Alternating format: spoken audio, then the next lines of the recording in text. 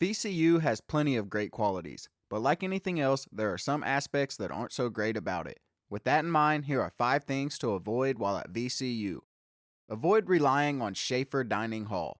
At times, Shafer can be stuffed full of delicious food that seems endless, but don't let the tour guides fool you. Shafer has peak hours and peak days where they serve the good stuff, most notably when your campus tour takes a peek inside. So when you show up wanting a decent meal at 4 p.m. on a Wednesday, don't say you weren't warned. Avoid driving to class. If you're lucky enough to have a car at VCU, use it sparingly. It can be a great resource to get to places, but don't let it distance you from the biking city that Richmond really is at heart. Aside from biking being a much nicer and quicker way to get around Richmond most of the time, driving to campus also presents parking problems, being that there is nowhere to park.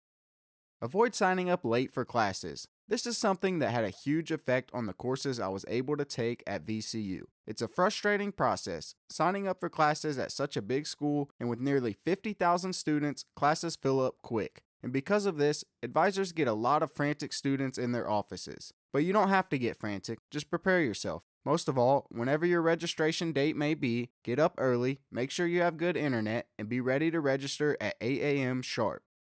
Avoid risk and insurance, but don't. Every major will have a class that's every student's least favorite. Sometimes it's the dry 101 intro course that goes over everything you already know, and other times it's the 400 level risk and insurance management course. Yes, I'm speaking from experience. It all comes down to time management, but the point is to strategically think about when you take certain classes that may be more demanding or difficult, then avoid taking on more than you can handle.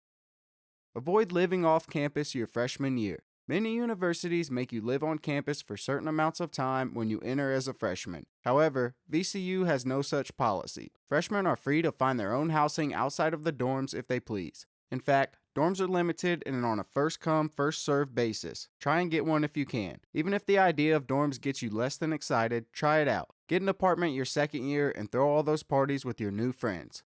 So for more tips and tricks on VCU and other colleges, check out our website,